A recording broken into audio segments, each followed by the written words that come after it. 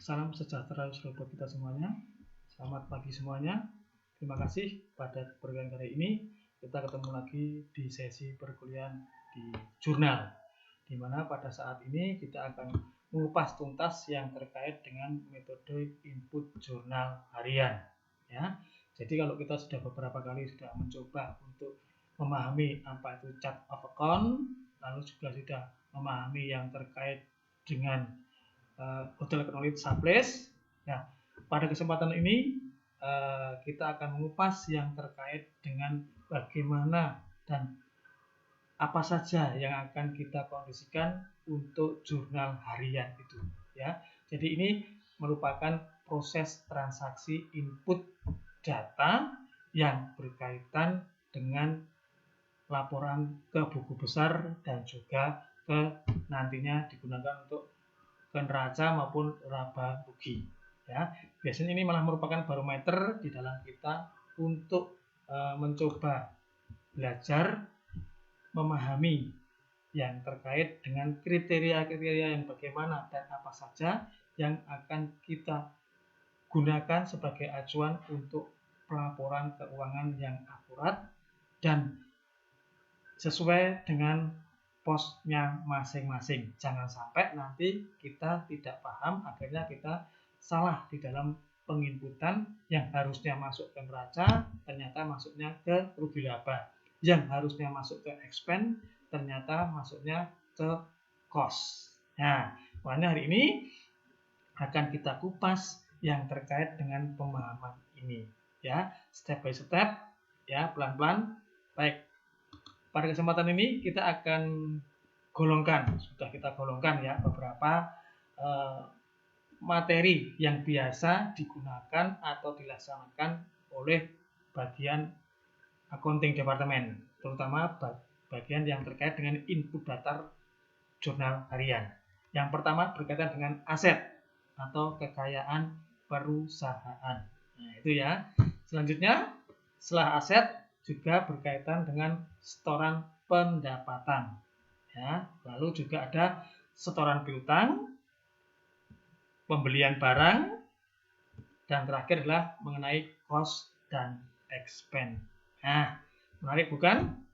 Penasaran? Langsung saja ya, kita berkaitan dengan yang pertama adalah aset. Nah, di sini langsung saja saya akan mengkondisikan di transaksi yang biasa terjadi di operasional harian di hotel. Semisal ya, ini ada transaksi tanggal 11 Februari 2021 dibeli 1 unit AC air conditioning untuk penambahan ruang meeting dengan harga 3.500.000 dibeli secara cash. Nah, jadi setiap pembelian ini akan kita kondisikan bagaimana nanti tampilan jurnalnya yang harus kita kondisikan. Baik, jurnalnya seperti ini ya tampilannya. Tanggal 11 Februari 2021. Nah, ini adalah nama chart of account-nya atau COA-nya. Ya, biasanya aset itu dimulai dari angka 1 atau di sini sebagai perwakilan 100-101 berapa. Jadi nanti ini tergantung daripada kebijakan masing-masing manajemen di dalam mengelompok-ngelompokkan yang terkait dengan sub-sub yang menjadi bagian dari aset itu dikelompokkan ke angka berapa, ya. Tapi untuk mempermudah pemahaman, biasanya hotel menggunakan yang namanya aset itu adalah angka 1 ya. Tuh. Baik, selanjutnya deskripsinya apa? Oh, aset maksudnya. Soalnya apa? Di sini AC itu AC, televisi, peralatan yang terkait dengan meja kursi itu maksudnya aset. Nah, di sini deskripsinya adalah aset. Ya. Lalu posisi debit ada di 3.500.000 ada di posisi debit karena adanya penambahan aset. Jadi asetnya bertambah. Itu ada di posisi debit. Nah, selanjutnya remarknya apa? Remarknya adalah 1 unit AC. Ini keterangannya. Nah, selanjutnya di bagian kredit apa yang muncul? Di sini ya, di tanggal 11 bulan 2 2001 COA-nya itu yang terkait cash itu biasanya di angka 2. Kas ya, di angka 2. Ya ini 200 slash atau dash 200 nanti dash berapa. Jadi ini berkaitan dengan yang saya utarakan tadi pengelompokannya. Ya, tuh di sini diskusinya adalah cash purchase. Nah, lalu dia di posisi kredit kenapa? Karena dia membayar secara cash, otomatis cash purchase-nya berkurang, maka dia ada di posisi kredit 3.500.000. Ingat persamaan dasar akuntansi, debit harus sama dengan kredit. Nah, itu ya. Ya, jadi inilah yang berkaitan dengan jurnal harian yang berkaitan dengan penambahan aset atau pembelian aset. Ya, jadi di sini cowoknya yang di debit adalah asetnya bertambah, lalu pembelian berhubung ini adalah pembelian secara cash, maka cashnya juga akan berkurang. Seandainya ini dibeli secara tempo, otomatis ini juga akan mengakibatkan di sini adalah AP trade atau tempo itu ya, itu nanti di posisi kredit akan bertambah. Jadi hutangnya hotel akan bertambah di posisi kredit. Ingat lagi persamaan dasar akuntansi yang berkaitan dengan pasifa itu kalau tanda men itu adalah menambah hutang ya, hutangnya bertambah itu ya, paham ya mengenai untuk aset ini. Baik, selanjutnya kita beralih ke setoran pendapatan. Nah ini ya, ini biasanya dilaksanakan oleh general kasir yang mana dia menerima setiap hasil setoran dari outlet kasir pagi harinya yang merupakan laporan dari hari kemarin dalam bentuk remittance of fund ya, dalam bentuk remittance of fund ya, semacam amplop untuk memasukkan hasil pendapatan tiap outlet kasir. Nah, di sini ya kita kondisikan seandainya ada transaksi pada tanggal 2 Februari 2021 diterima setoran melalui remittance of fund dari front office kasir sebesar 12.500.000 hasil pendapatan operasional pada tanggal 1-nya ya, dari kemarin. Jadi ya begitu 1 Februari 2021. Namun di sisi lain di laporan daily kasir report DCR adalah daily kasir reportnya tertera kan 12.499.500. Jadi ada over 500 rupiah. Bagaimana bentuk jurnalnya? Ya seperti ini. Jurnal tanggal 2 bulan 2 2021, cuannya yang terkait dengan ini adalah bank ya, otomatis banknya bertambah. Kita tahu yang namanya hotel itu ada 2, bank in dan bank out. Bank in untuk menampung hasil pendapatan operasional harian hotel, sedangkan bank out untuk menampung yang terkait rekapitulasi dari hutang-hutang atau kewajiban dari pihak hotel itu sendiri kepada rekanan supplier atau juga vendor atau dengan yang lainnya. Nah itu di sini bank in-nya adalah bertambah 12.499.500 ya di posisi debit. Nah ini ya. Lalu remarknya setoran remittance of fund. Nah selanjutnya masih di tanggal yang sama, di sini ada cowasik juga lagi. Ini adalah 600 ya. 600 ini mewakili daripada adanya ANG itu apa? Administrasi and General Cash Short and Offer. Nah, berhubung ini adalah offer, ya dikondisikan di sini offer 500 rupiah setoran remittance of fund. Lalu di sini ada lagi yang untuk posisi kreditnya apa? Cash sales clearing account. Nah, ini ya. Ini ada di posisi kredit. Jumlahnya 12.500.000. Ya, ini adalah antara debit dengan posisi kredit harus sama. Itu ya. Itulah yang terkait dengan setoran pendapatan yang biasa dilakukan oleh general kasir. Nanti general kasir akan jurnalnya seperti ini. Nah, jadi nanti kalau rekan-rekan di sini atau yang terkait dengan netizen yang menyaksikan tayangan ini, inilah yang biasa dilaksanakan seorang general kasir di dalam proses penginputan jurnal dalam dia menerima hasil laporan setoran remittance of fund. Nah, itu ya. Itu yang terkait dengan setoran pendapatan. Baik, selanjutnya kalau setoran piutang atau AR, bagaimana ini? Nah, ini ya. Jadi setoran piutang atau AR. Contoh soal ya di sini ya. Transaksi tanggal 3 Februari 2021 diterima tagihan secara cash atas penggunaan kamar, yaitu 500.000 atas nama Mr. Haryanto. Nah, jadi ini diterima tagihan ya, berarti piutang kan, diterima tagihan secara cash atas penggunaan kamar dari Mr. Haryanto sejumlah Rp500.000. Bagaimana cara penjurnalannya? Berikut gini, tanggal 3 bulan 2 2001, soalnya apa? Ini adalah AR clearance. Nah, jadi ini adalah dari AR itu menerima pendapatan, ya, makanya AR clearance di sini ya. Di debit ada masukan Rp500.000. Primaknya adalah Mr. Haryanto. Nah, lalu posisi kreditnya apa? Masih di tanggal yang sama ini ya. Coannya adalah 300 ya, ini ya. Sudah beda kita masuknya. Nah, di sini adalah Citi Ledger Control. Ingat, tagihan itu berbentuk dalam Citi Ledger. Citi Ledger itu adalah rekening tamu yang sudah check out. Kalau cash ledger adalah rekening tamu yang masih aktif. Nah, makanya di sini dari Citi Ledger ini namanya Citi Ledger Control ya. Ini tergantung daripada penamaan masing-masing kebijakan manajemen hotel. Yang jelas ini adalah Citi Ledger, di sini atau sebagai contoh adalah Citi Ledger Control untuk mempermudah pengontrolan. Nah, di posisi kreditnya adalah ini. Nah, jadi ini adalah balance. Ya, seperti itu hubungan antar debit dan kredit dan juga hubungan antar coannya, chart of account-nya. Ya, itu ya. Itu kalau secara cash. Nah, sekarang kalau secara voucher. Nah, biasanya kan kita seringkali menerima pembayaran melalui voucher, dan voucher itu dari beberapa online travel agent maupun offline travel agent.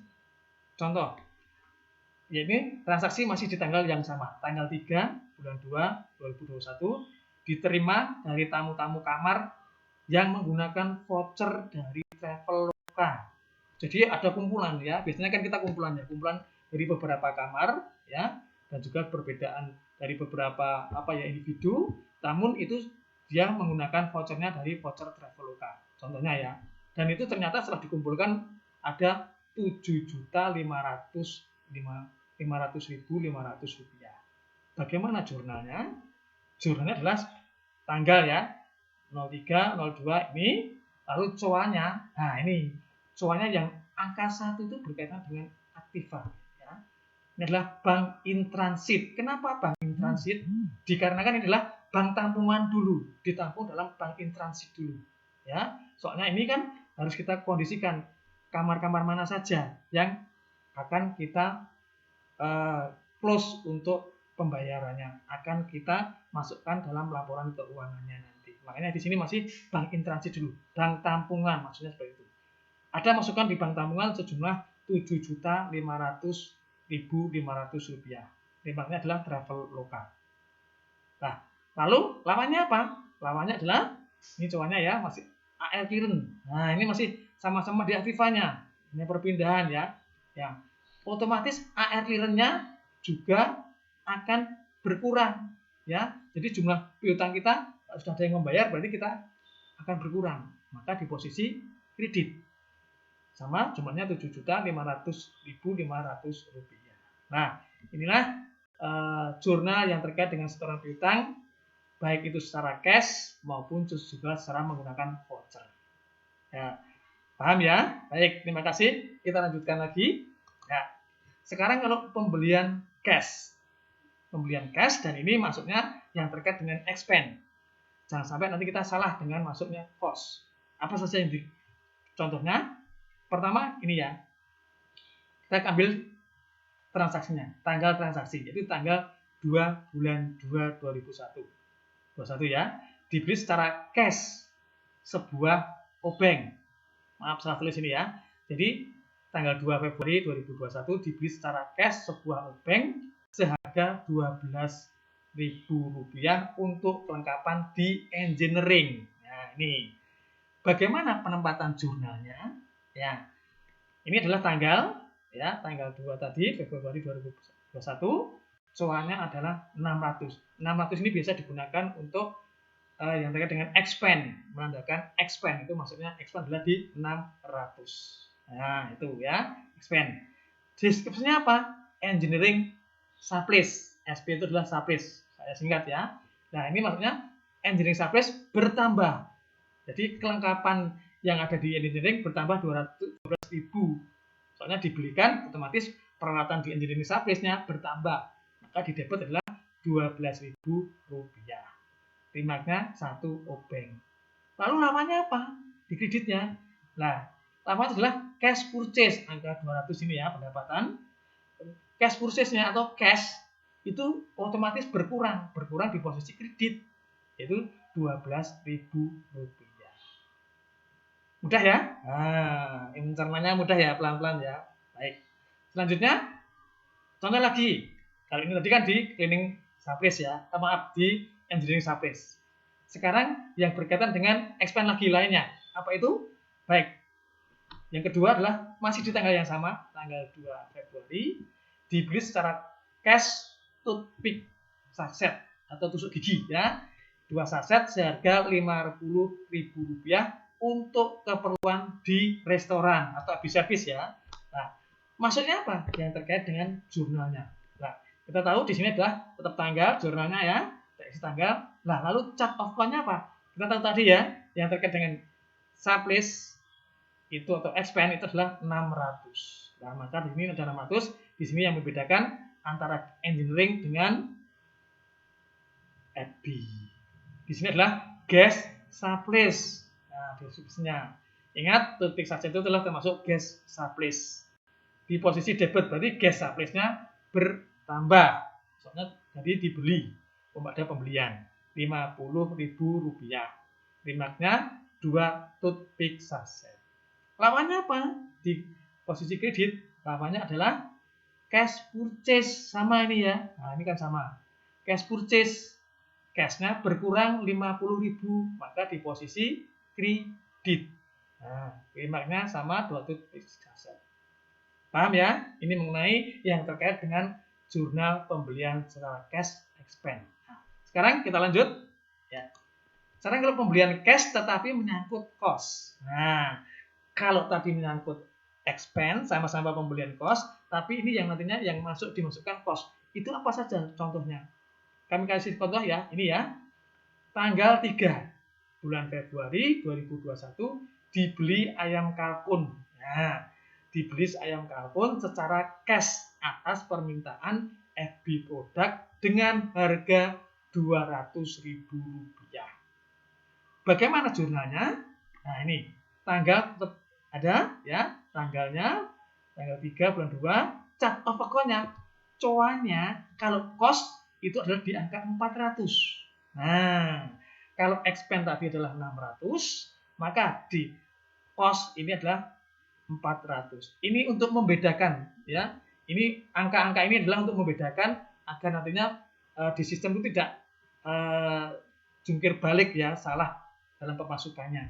Nah, itu simpang siur, makanya diplot-plotkan. Kalau expand adalah 600, kalau cost adalah 400. Di sini posisinya adalah cost of food. Jadi cost of food-nya bertambah. Nah, iya, soalnya kan ada permintaan pembelian ayam tadi, otomatis cost-nya di FB bertambah. Yaitu bertambah Rp200.000. Remarknya kalkun tadi. Lalu di posisi kredit apa? Cash purchase. Dengan adanya pembelian ini, maka cash purchase-nya berkurang Rp200.000, maka di posisi kredit. Nah, ingat cash purchase adalah 200. Nah, itu ya. Itulah yang terkait dengan pembelian secara cash yang menyangkut cost. Nah, sekarang pembelian. Ya, pembelian tadi ini sudah pembelian. Pembelian sekarang tempo. Nah, biasanya kita hotel kan menggunakan pembelian secara tempo kepada supplier atau vendor. Dan ini adalah pembelian tempo melalui supplier, tetapi yang berkaitan dengan expand dulu. Nah, berkaitan dengan expand. Nah, contohnya begini, ada sentrasi tanggal 4 bulan 2 2021. Atas permintaan FO dibeli secara tempo 1 rim kertas HVS. Ya, untuk keperluan di front office dengan harga Rp350.000. Nah, di sini atas permintaan FO dibeli secara tempo 1 rim ya, 1 rim waktu itu apa itu ini contohnya saja ya, itu adalah seperti itu 1 rim yang terkait dengan harganya ya, kita contoh saja ya, itu Rp350.000. Nah ini. Nah selanjutnya bagaimana jurnalnya? Jurnalnya adalah begini. Di tanggal 4 bulan 2 2021 chart of account-nya adalah 600. Ingat ya, yang namanya expand itu adalah 600. Ya, itu sebagai patokan di pemahaman pada kuliah hari ini. Deskripsinya apa? Yang namanya HVS adalah masuknya adalah printing and stationery. Nah, ini ya. Ini kita harus paham. Ingat kemarin hotel knowledge surface-nya harus paham benar. Makanya ini adalah berguna untuk kelanjutannya untuk ini. Itu adalah printing and stationery. Di posisi debit bertambah, soalnya ada penambahan, ada pembelian, ya 350.000. Ya, rim-nya adalah HVS 1 rim. Nah, itu ya. Tuh. Nah, selanjutnya posisi kredit apa? Posisi kredit adalah di AP trade.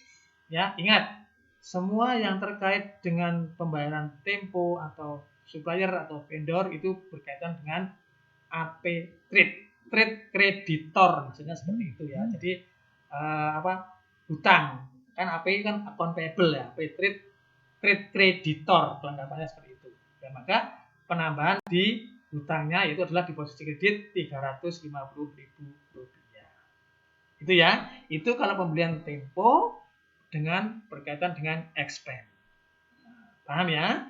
Selanjutnya adalah kalau pembelian tempo melalui supplier tetapi ini masuknya dalam cost. Contohnya apa? Nah, sini. Tanggal 5 Februari 2021. Atas permintaan kitchen dibeli secara tempo 1 truk telur ayam ya untuk keperluan di event dan breakfast dengan harga Rp520.000.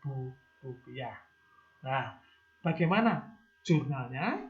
Di sini adalah tanggalnya, tanggal 5 bulan 2 2021. Chart of account-nya ingat ya, cost tadi adalah di angka 400. Nah, jadi adalah di sini adalah cost of goods-nya bertambah, debitnya ada di 525.000. Keterangannya adalah 1 kerak telur. Maka posisi yang dikredit adalah AP trade, soalnya dia secara tempo. Nah, maka maksudnya yang berkaitan dengan tempo adalah maksudnya adalah AP trade atau trade kreditor. Makanya di sini kreditnya bertambah 350.000. Maaf, ini salah ketik, harusnya 525. Coba saya cek lagi. Ya, jadi harusnya di sini 525. Ya, mohon maaf ya, ini salah ketik. Jadi harusnya 525. Nah, begini. Jadi untuk yang berkaitan dengan jurnal itu harusnya antara debit dan kredit harus balance. Makanya di sini ingat sekali lagi yang berkaitan dengan tempo itu semuanya masuk AP trade. Sampai di sini paham ya? Terima kasih sekali. Kita lanjutkan. Sekarang kalau permintaan barang di gudang. Nah, ini kan berkaitan dengan store requisition. Nah, itu ya. Ini yang biasa dilaksanakan hariannya di operasional gudang atau store. Nah, contoh transaksi. Transaksi tanggal 6 bulan 2 2021 kitchen dengan melalui store requisition SR itu adalah store requisition meminta 1 sak beras. Nah, untuk keperluan breakfast dari gudang atau store ya dengan kisaran harga 1 sak itu kita katakan 1 sak beras itu kita katakanlah 25 kilo itu kan harganya Rp450.000. Contoh saja ya. Bagaimana jurnalnya? Jurnalnya adalah tanggalnya tanggal 6. Akunnya ingat, cost itu adalah 400. Ya. Cost of food di debit bertambah. Jadi cost-nya bertambah, cost-nya di kitchen bertambah 450.000 dengan adanya pengambilan satu sak beras tadi. Lalu lawannya apa? Di posisi kredit, lawannya adalah ini, inventory. Nah, food inventory. Soalnya barang di gudang berkurang, maka barang yang di gudang yang berkaitan dengan food inventory ada di posisi kredit. Maka ya dari sini ya. Ingat inventory itu ada di angka 1 juga. Nah, itu ya. Baik, ini adalah di posisinya neraca ini untuk inventory, untuk aset itu adalah di posisi 1. Nah, selanjutnya disinilah kreditnya adalah 450. Jadi barang yang di gudang berkurang. Nah, ya itu. Ya, demikian dari saya. Terima kasih untuk pemahamannya yang terkait dengan metode input jurnal harian ini. Mudah-mudahan nanti kita bisa lebih paham lagi dalam penginputan ke jurnal yang nantinya sebagai acuan untuk masuk dalam pembuatan laporan keuangan, lanjut ke neraca dan juga rugi laba.